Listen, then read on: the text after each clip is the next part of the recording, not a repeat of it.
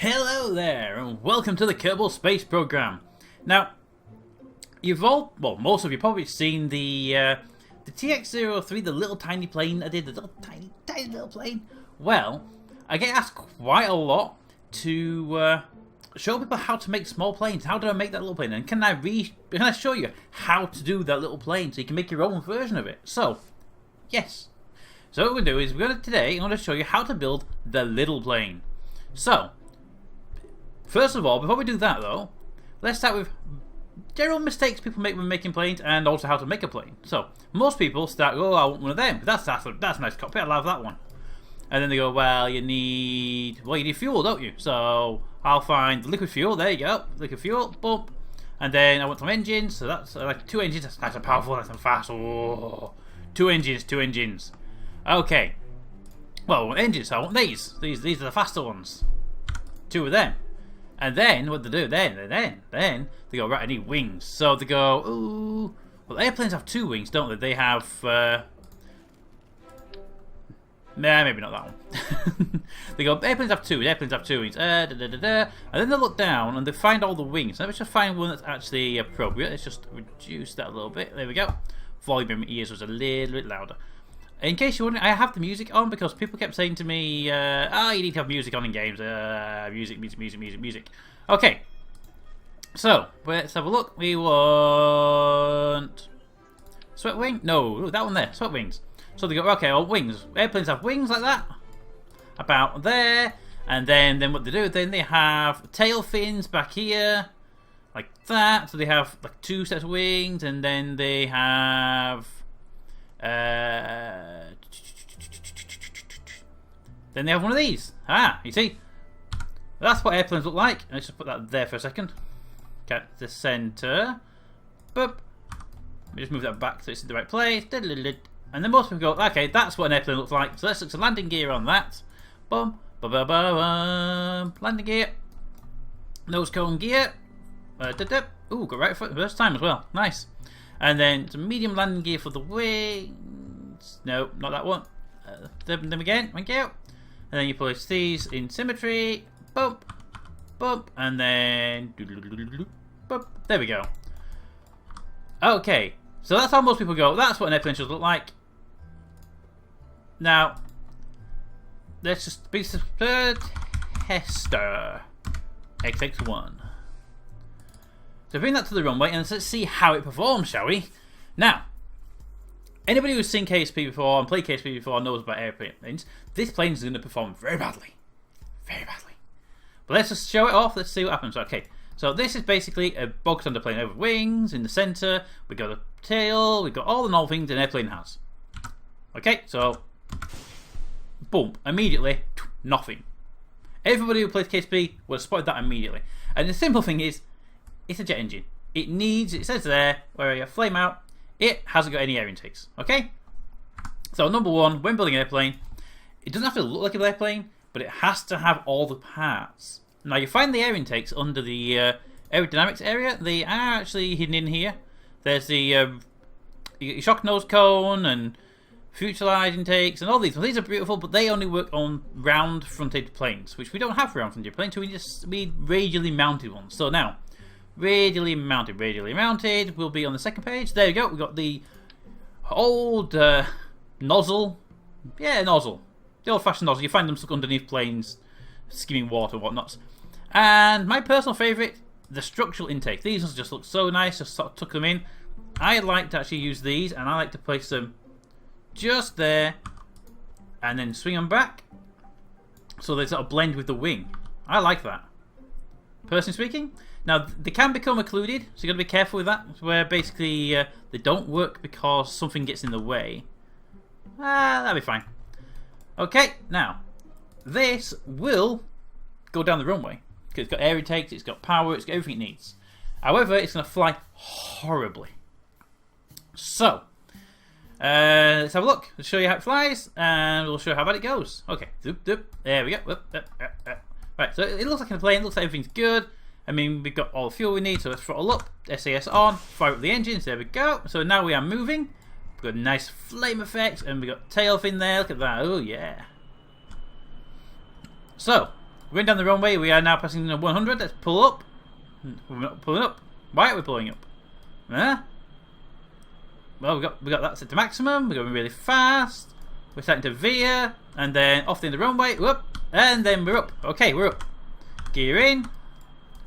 So, why did it take us to get all the way to the end of the runway? Is the first question. But the second one is, well, the plane flies. It's a good plane. Let's slow it down before we burn up anything. What's wrong? Well, if I turn off the SAS first of all, okay, we are flying nice and stable. It's a perfectly good plane. It does a good job. Roll it. There you go, you see? And then up, and then up. And if I try and fly this thing, let's go on to turn it around. Just bring it back to base. Don't pull too hard, because you will flip it. There we go. There we go. Now, this plane is going nice and slow, but you'll notice it's nose heavy. It's wanting to go, if I just bring that up and hold it at 10 degrees incline, and then hands off, it's going and down and down and down and down and down, and it's just going to sink right into the sink. Full speed. Now the reason it's doing that is because the centre of mass is actually in front of the centre of lift. And also you notice it's centre of roll. Why it's rolling, I don't know. Probably because it's going so fast, maybe an engine. Yeah, we got flameouts on the engines now. So we've got one engine flamed out. Have you noticed there? Let's just pull that up. And then, there we go, both engines are on. That is because we were travelling sideways for a small second. There we go, we're losing thrust on one engine again. Let's cut the engines off. And do something really stupid. Wait. Okay, so, gear down. Pull up. Throttle up. And hit the ground as hard as we can. Engines off. There we go. This is how you do not land an airplane, by the way. Okay, so let's just pop this on the ground. Thank you. Boop. Now, I do like the smoke effects, by the way. Right, so the problems with this plane. This particular design, on normal flight, it noses down. Now, let's go back to the space plane hangar and we'll explain why. We've got a few things to fix on it. First, this plane was just really quickly slapped together, and I'm actually surprised it flew as well as it did. Now, as long as let's move to the back of the plane. Whoop, there we go. Alright, so number one, the wheels right back here. When we pulled back on the stick, these rear wings tried to push the back end of the plane down into the runway. As a result, the nose comes up and you take off. That's how an airplane takes off. It doesn't take off by lifting its nose into the air. It takes off by shoving its ass into the ground. That's how airplanes take off. Unless you've got like a Eurofighter model with the canard on the front that lifts the nose up, that's a different model entirely. But this is like a traditional plane where you push the ass into the ground. The nose comes up as a result. The problem is we're pushing down here, but the wheel is back here. So all you have to do is very simple. Take that wheel, move it forward. Now, the downside to moving the wheel forward is that you can push the engine into the ground. Now, if we just put that on the runway, and we'll show that.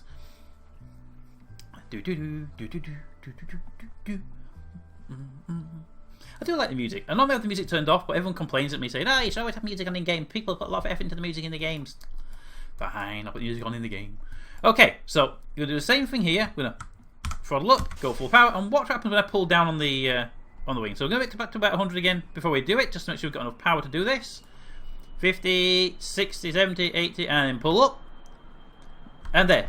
Immediately, nose goes in the air, ass goes into the ground, and we revolve around the wheel. Now, as I pointed out, when you do that, you can bang the engine into the ground. Now, you're going to do... 1 second. There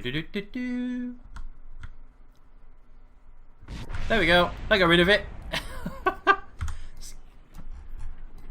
So, the problem with that plane was, when it pitched up, it was perfect. We pulled back on the wing, it tilted up, it tried to take off, but we pulled it too hard, we hit the engine to the ground, and the engine exploded. Now that happens all the time with airplanes in KSP, and yeah, it's something you've got to deal with. Now, it's very simple, there's two things you can do. Let's just zoom back in. two things you can do. One is you can move the wheels back a bit more, so that it makes it less likely. So basically reordering the wheels. So if you go basically pull them back a bit more, that makes it, you have to go a bit faster to pull the nose up, but you can't pull the nose up as hard. The second thing you could do is push the wheels down. That gives you basically more clearance for the engine before it happens. Now, well, that's not the second thing. It's the first thing. The first thing is move the wheels. The second thing you can do is what most KSP pilots will tell you, and that is basically be more careful when pulling up. When you pull up, be more careful. Straightforward. Nothing special about that. Another thing you can do, is bring that front wheel up. Let's just, if that front wheel is brought more to about here, thank you, like that. Now notice the height difference between the wheels. Okay? If we just launch that version instead, you notice that the plane has a natural incline on its, when it's not moving. When it's landed, it's got a perfectly flat path. You have to pull up. But this plane, well, it's got an actual incline. Why can't I put my camera that way by default? I'll let my camera that way. This plane has a natural incline, just sat on the runway. So if we just throttle up, touching nothing at all, and 50, 70, 80, 90, and there it is. It's off the ground. It's off the ground. Didn't touch control. And down it comes.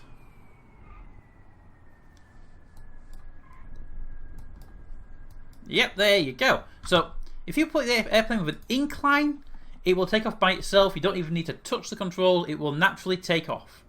So, no pulling back, so no smashing your engine to the ground. Now, downside to that, well, no downside, benefit of that is you can put these wheels right at the very back and never ever hit your engine. Also, downside is with the wheels forward like this for easy pull up, when you come into flare and land, you can hit the engine on the ground and damage the engine then. So it's a toss up between these further back for better landings and takeoffs. But you have to. It's a play around. It's a play around. Okay. Okay. So that's number one. Now, second thing, why did it nosedive when you let go of the controls? Well, the center of lift is here, and the center of mass is there. So this button here, by the way, center of mass. And this one's your centre of... Get the way? Thank you. This one's your centre of lift. Now, the centre of lift is the blue one. That basically means that when they're flying, these wings create lift, and it's centred at this point here. Again, the centre of mass is around there. What that means is everything will rotate around the centre of mass. So you get your centre of mass, and you get your centre of lift, and your centre of lift is here pushing up, and your mass is here, so they'll rotate around the centre of mass. As you can see, bump, bump, centre of lift, pushes up there, it rotates around that point, as a result, the nose goes down. If we bring the wings forward, like this, there we go, which I have seen in some designs, maybe not quite as stupid as that. Let's put the wing back to there, yeah, like that. So we got the wings forward now, like a lot of KSP planes are set up as well. So if we just launch that one, what we should see is the same plane, but by moving the centre of lift in front of the centre of mass, we're going to cause the nose to be lifted up. Now, again, that's not actually something you want. You actually want a plane that's neutrally controlled, neutrally buoyant as such. So, throttle her up. Let's turn SAS off just for convenience, just to make it more obvious what's happening. So the plane will go down the runway. It will get to its takeoff speed as it did before. And, wait for it. And there we go, it goes up and it's nosing into the air. And as soon as it does that, it is uncontrollable. There's nothing you can do about that. That plane is gone. The only way to survive that is altitude. Altitude is your only chance of survival. Hello. So, the way you build a plane is you try to make them balanced. So, bump, bump. Yep. So, very simple, very simple. Put the wings back where they were. And now if you put them back where they were, remember, it nose down.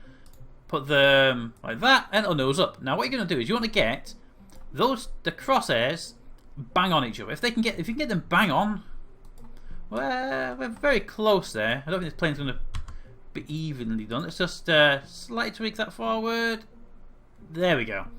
Right, these are bang on. These are perfect. The centre of mass, centre of lift are perfectly balanced.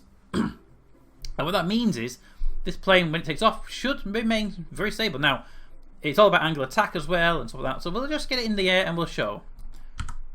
Go. Get this airplane in the air. Let's turn the SS off just for a minute. Let's just see how it goes.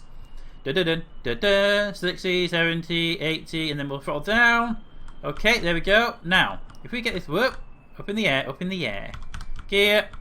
Right, so if we just get her into the air, level her off. There we go. Hands free. And she is doing a slight nose up.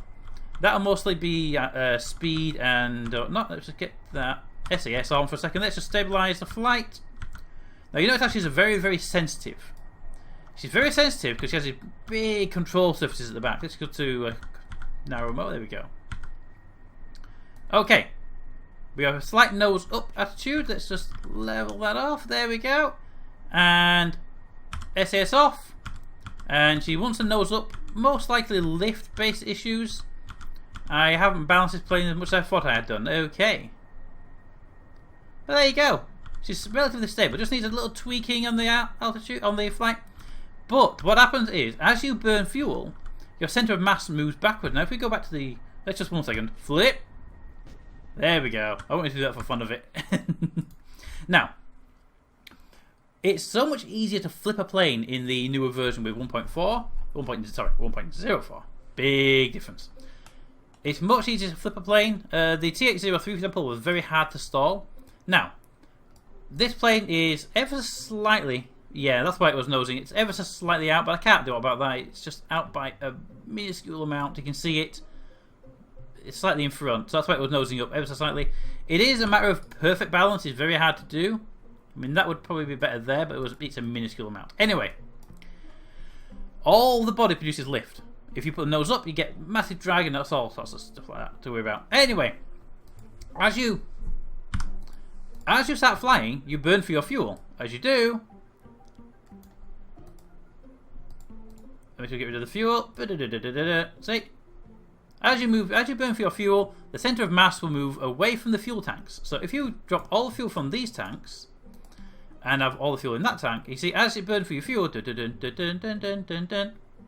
starts to the centre of mass starts to move. So you have to plan for that in your plane designs. Put that back in. You have to plan for it. So the best way to do that, my way of looking at it, is set your centre of lift back just a small amount. It will want to nose down. SAS can handle that for you, no problem there. You can always counter it yourself. But as you burn through your fuel, your plane becomes more stable. Okay?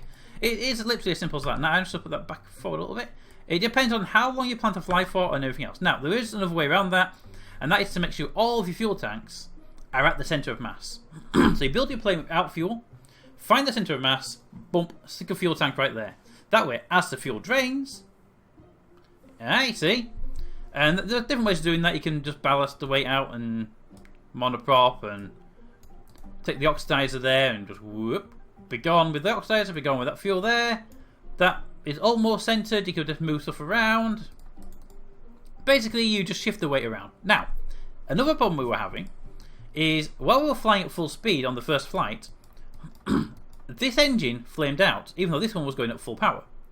Now, here's a very simple reason. 2 air intakes are not enough to power 2 turbojets. These turbojets require too much air. Now, does it tell us in there? I can't remember. The Whiplash engine requires air intake of 4.64 at full throttle. 4.64. Okay? It flames out under 10%. The air intakes, however, well, they produce 0.01. Not quite sure how you add them together, but I'm sure you do. But each one of these can do one engine. Just. So in 2 engines at full throttle were fine. They were perfect. They were burning. Then as the speed sort of got faster and these needed a bit more air, they started to fail a little bit. Tiny amounts, not enough to cause any problems. But the moment the plane made a turn, and let's say the nose turned that way, the nose caused occlusion of this air intake. This air intake started producing no air, well, less air intake. As a result, one of the engines got starved, and it happened to be that one. It could have been random. It's probably the second one it gets into. I'm not sure how to calculate it, but that engine got starved. When that engine got starved, the other engine was thrusting more, caused the nose to swing even more across, causing even more occlusion of the air intake, and it made the situation worse. The simple solution to that? Well, it's a simple solution. More air intakes in more places. You don't need this many. This is just massively overkill to prove a point. But if we're pulling up, these will be occluded and these ones won't. Pushing down, these will be occluded, these ones won't. Turning left and right. So that guarantee. Can we get rid of those bubbles? Thank you. So they basically guarantee you're going to have airflow. Now, like I say, that's massively overkill, but it just proves the point. Basically, watch out for occlusion of your air intakes. Different ways you can deal with that. I mean, very simply, you could just stick one of these on the wing tips, and there you go. Chances are you're not going to get any air intake problem. That looks absolutely horrid. But anyway, that proves the point. Air intakes are very important to make sure if you've got dual engine. If you have one engine, it's not a problem, because if engine flames out, you just carry range straight. Dual engines, you need to have enough air intake. Make sure your centre of mass is aligned, and also by putting all those air intakes on, by the way, we pulled the centre of mass way forward. There we go. So if you put them over here, you can pull the centre of mass way forward. So that's how you build a basic plane. So let's put these back where I want them to be. That centre of mass is pretty decent, actually. Let's bring that tail forward and bring that one forward, and let's use the. Now here's what you do. Let's use the oxidizer, because we don't burn oxidizer, to pull the centre of mass back. So if you have a fuel tank that uses oxidizer, feel free to use it as ballast, because it's great for ballast. I mean, these liquid fuel tanks only contain liquid fuel. The engine will burn it, but you can use it oxidizer as ballast on a liquid engine. Okay, so that's how you build a standard plane. Now, how to build a tiny plane? Well, a new craft. Well, that's very simple. We need a cockpit. Now, the advice I always give is to use this cockpit. This cockpit is brilliant because it allows. Could you come down here, please? We're working down here. Thank you. This cockpit is brilliant because it allows you to attach an air intake on the front and fuel tank on the back. Whereas, say this one, you can only attach to the back of it. Or this one, again, you can only attach to the back of it, meaning you have to find a different place to put your air intakes. So, simple enough, that cockpit, fuel tank. Now, most people go, okay, I would need a liquid fuel tank, so we need that one, bump, and yes, you could. That's perfectly fine. But if you're building a small plane, a tiny plane, you need a small fuel tank. Boom. There we have a nice, tiny fuel tank. And you can just dump the oxidizer. You don't need it. It's ballast. It's not any use to you. Get rid of it. Okay. Next thing. You need an air intake. Now, I've used this one for the TX-03 because it has a really nice blending effect with the body of the plane. You can use that. You could use that one. That looks quite nice. More like a little fighter plane. But I'm going to use this one. I do like this one. There we go. Okay. So now we have the shell. You need an engine. Now, picking the right engine is important. Both else if you're in engines. The Whiplash is a powerful engine. I prefer the Weasley for this. Actually, I prefer the Weasley because it's less powerful and is less likely to cause this plane to flip out. Okay? Simple as that. You need wheels because you're going to want to take off from a runway. It's usually advisable. And put the one there and flip, flip, wrong flip, that one, flip, flip, there we go. And boop. And then you need more. Again, you always need to have your wheels set, but always make sure they're straight. If they are like that, you will flip going down the runway because the angles will cause it to start to wobble, and it'll do dun dun dun dun, and you'll flip out. It's not going to work well for you. Keep them straight, and definitely do not have them like that. That is just an accident waiting to happen. Okay, Keep your wheels straight. Now you can deal with that using the number 2 key, which is, go away Kerbal, that one, offset. And you can whip, whip, whip, and you can move them around and do what you want to do with them. So what you want to do is you want to have as wide a base as you can with a slight nose up approach like that. Nah, might be a bit too much, but the best way to deal with that is to bring up the front one up like that. So you've got a nose up attitude. It's only slight, but it's good enough. Okay, next thing. You need wings. A plane like this, you could get away with just using these. The TX-03 literally uses 3 of these wings. It uses 2 there, and it uses a single one there. And that's pretty much what the TX-03 is. If we just check its balance, bump, bump, bump, balance pretty well. As it burns fuel, it becomes more unstable. But if we just plop that on the runway right now, TX-03 test. My caps lock's apparently on. Caps lock's off. Ah, we engaged fine-tuning controls, didn't we? With the other plane. So, yeah. Okay. So, this is a TX-03 testbed plane. It's got everything it needs to fly. So, let's give it a test. There it is. Now, throttle up. SAS on. Go. Nose up. And there she goes. She's in the air. She is ever so slightly wanting to nose up.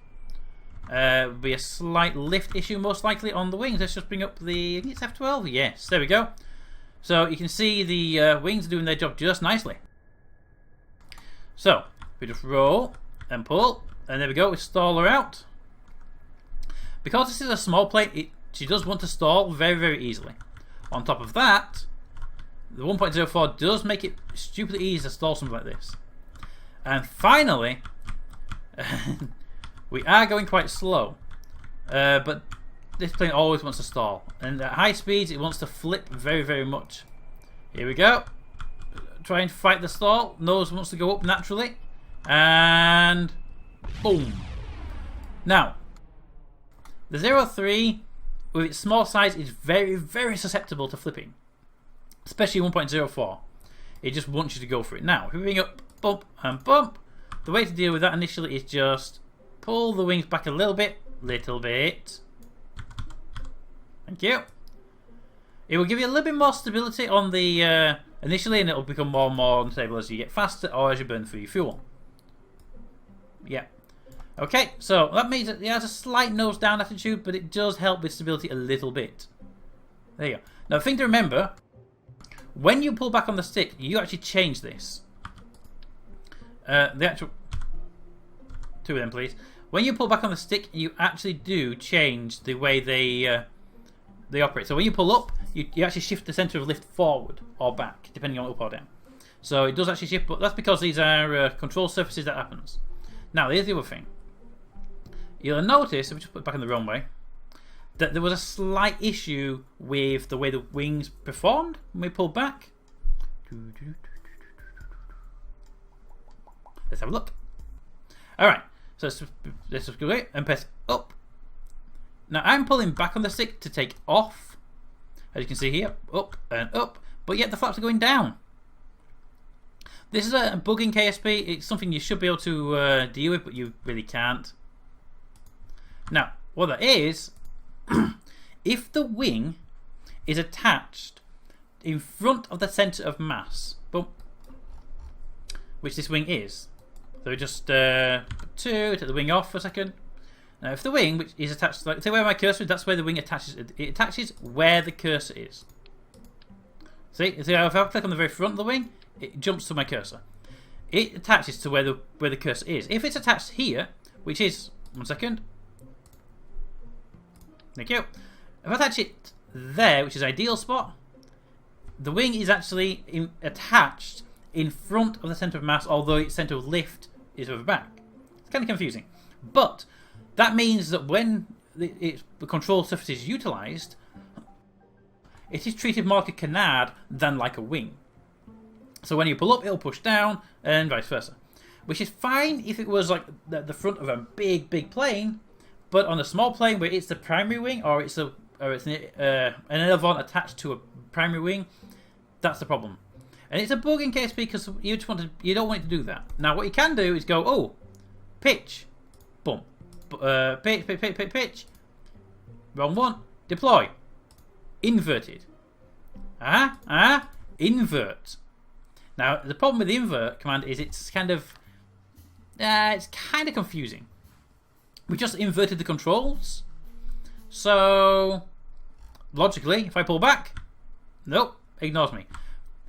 What that means is if I hit deploy, it will deploy inverted, but it still takes the command keys to be the opposite way around. There's nothing you can do other than bring that wing back, and bringing the wing back will screw up your center of lift, center of mass. Can we stop rolling? Thank you. So there is nothing at all you can do with that. It is the way it is, unless they fix it at some point. By having the wing where it is, the center of mass behind the anchoring point, not what you can do. All I suggest is turn off pitch, turn them off, outright off, gone. Pulling back does nothing. The reason why I recommend that, go away, is if they don't do anything, they don't cause problems. But this plane's so small that its actual reaction wheel on inside and the torque of the engine gimbal is more than enough to allow this plane to turn. See? And by not having these powerful wings, it's less likely to stall out. But you can still keep it for the roll if you want it.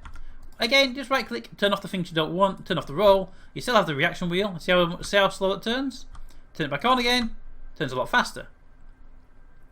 But if I pull up, so put nose down and nose up, nice and easy. If I do pitch, notice how it's slower to do the turns? That's actually because, remember it's saying it's in the wrong way around? They're fighting. When I push down, they will pull them up and it fights you basically. So, yeah, okay. So let's send this baby around, pull up. Now we've stalled the plane. We're actually traveling backwards right now, so let's throttle her up. The great thing about a small plane like this is even at low altitudes, like 200 meters, you stall her out, you just throttle her up, aim her forward and go. There we go. Now, let's IVA, and let's go crash into something. Woo! Coming in. Coming in. Do do do do do do do do do. If only it was a big building we could hit. Now it is hard to hit something in these small planes. So let's go. R&D it is. R&D. We can figure out why it was turning. Small planes are very hard to maintain a straight course after you turn. And the reason for that is this tail is so big that it'll help the plane fly straight. But if the plane is going that way, but it's pointing that way, that tail is going to pull the nose around. So you know what you can do about that other than use maybe a smaller tail, but then it's better to have the bigger tail in reality. So, turn off the pitch. Yaw is useless here, so you might as well turn it off as well. Same thing here, you don't want roll and you don't want pitch involved on this tail, you just want yaw, and you should be sorted. Now, we got the balance pretty well, the plane flies nice. Sorry, the plane flies nice and the plane is good. Now, that's it. You can build plane, you can build small plane. Big planes are the same. Boom, boom. You can build a bigger plane. Let's have a look at the skimmer. The skimmer is a bigger plane that I built as a test bed. It works quite well. It uses rocket engines. It's not an actual jet plane. It's purely rocket engine. Big wings. But it's the same principle. So if we just pop that on the runway and just show you that, and you'll see exactly what I mean. So, bum bum bum bum.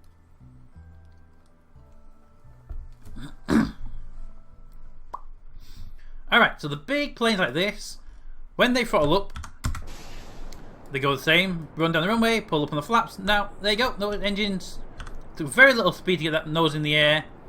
But you also notice these flaps, when I pull up, they go up. When I push down, they go down. It's very simple. And it's got a really good spin arc on it, because these big flaps allow for that. And also, very important, when you have Mach effects, if you pull up really hard on these big wings, it will do that. You will lose the wings. There you go. Let's just nose it down.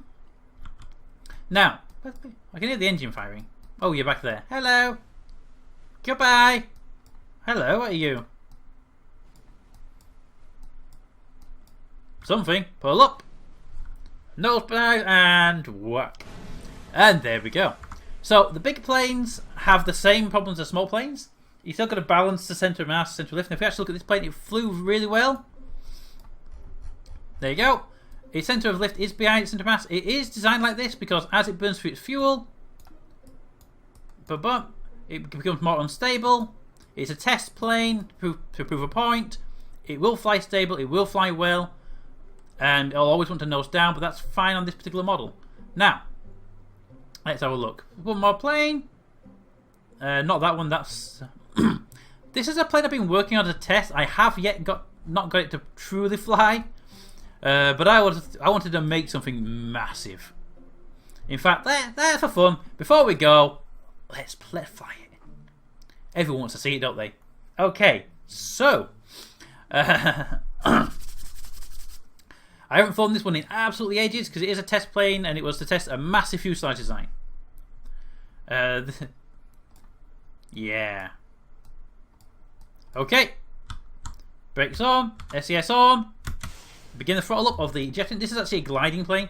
My hope was to make it into a big shuttle sometimes. So the engines and the fuel tanks. The fuel tanks are here. The engines there. Are designed to break off. Let's go. They're actually designed to break off so it can glide back using an RCS fuel tank, which I have taken the RCS out of one. So the entire idea behind this plane is it's actually supposed to it's supposed to go into space, glide back and glide to a landing using RCS fuel while it's in space. Can we nose up yet? Nope. Okay. We are actually in nose up attitude anyway, so the plane will try and take off by itself as soon as it can. So come on. Come on. Nope, nose is already in the air, so here we go. We are up and in the air. Gear in.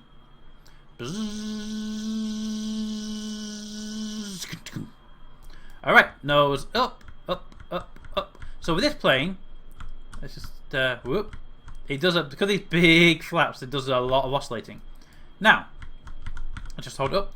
I've got the engine's going to fall away, but what you notice is the wings are at the centre of mass, but I also have these little canards at the front, which act as extra lift. They help lift the nose off the ground. Now here's what we're going to do. Ready? Begin a roll manoeuvre. Pull up slightly, and goodbye to the engines. There we go. Goodbye engines. We don't need you anymore. RCS fuel. Roll her over. Come on. Roll it.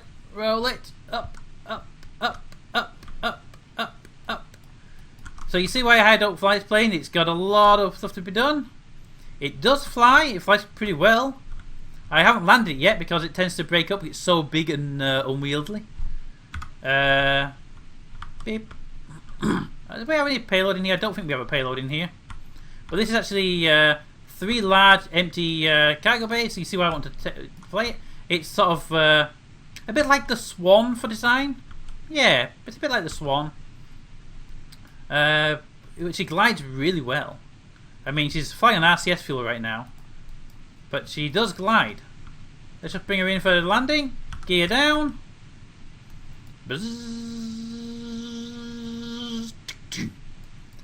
Bringing her in. I don't think we'll be able to make that, so let's swing her around. There we go. Do you think it'll make it? Do you think it'll break up on landing? Only time will tell. You'll also notice these little tail wheels. They're just there for obvious anti-crashness. Anti-crashness, that's what we'll call it. So coming in, nose down a bit more, we'll kill the RCS thrusters. We do not need them anymore. Nice shadow for landing. Nose down attitude is pretty decent. Then we start to bring it up, nose up. Any plane, when you nose them up, will want to take it off again, so just be aware of that. There we go. Brakes, brakes, brakes. And speed is reducing. There we go. And we're down. With fuel to spare. And if we had cargo, bump, bump, bump. We would have been able to lift that much. As you can see, it has docking ports front and back for carrying cargo. I have not lifted it anyway because it's just too unstable, it's too unwieldy. Basically, I don't know if it's possible to fly this into space. Well, not this. Anything this big. I will keep trying. I will keep trying. But yes, there you go. It looks kind of like something's missing, doesn't it? But anyway, guys, I hope this has been a nice tutorial on how to build small planes and light planes. It's the same principle here. If we just pop this back into the hangar, you see it flew off quite fine. It glided nicely, so you'll see the centre of mass and everything else.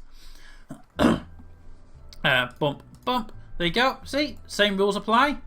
Keep the centre of lift and the centre of mass in the same area. Natural nose up angle. Bump, bump, bump. It's the same whether the plane's small or large. You want the nose attitude increasing. You want the wings attached. You want the ailerons attached to a wing, and the wing itself wants to be attached behind the centre of mass. So this wing, this is attached to here, and this is attached about here. And that's all there really is to it. It's relatively simple when you get going on it. But there we go. I hope this has actually helped anybody who's trying to build small planes, medium planes, or just generally having problems with planes. I hope it helped. But yeah, that's all you need is a nice small plane. Actually, I'm going to go back to the other one. The untitled plane, apparently. There we go. Look at that one for an untitled plane. I don't know if that one's stable. Bum, bum. That one's not going to be stable. It's going to nose up very, very heavily on that one. But yes, there we go. Tester, that's the one I'm looking for. And I will leave you with that. Now, two things. Did you enjoy having this little tutorial episode? If you did, let me know and ask me for any more tutorials you want to see, and I will do them for you. Second thing, camera. Camera. Traditionally, no, I will not put the camera on videos. I don't like camera on YouTube videos, generally speaking. I like them on Twitch streams and live streams because it's interaction, but not on YouTube, personally speaking. But, tutorial videos, yes or no? I think yes, but what do you think? The camera on tutorial videos, yes or no? Now, finally, there is a KSP episode coming with a rocket launch and dockings and everything else. I've recorded 1/3 of 1/4 of it so far. I tried to record it earlier, but it got all stuttery and bleh. So it's coming. It's coming soon. Promise. Working on it. More videos coming. KSP. Everything else. Brilliant. Maybe not KSP.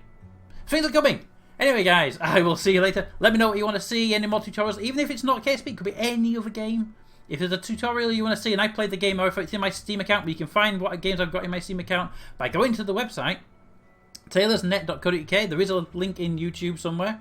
And there's a link for what games I have, which includes a Steam games page. You can go to my Steam account, you can see what games I've got. If there's a game in there, you want to see a tutorial about it, just ask, I will do it.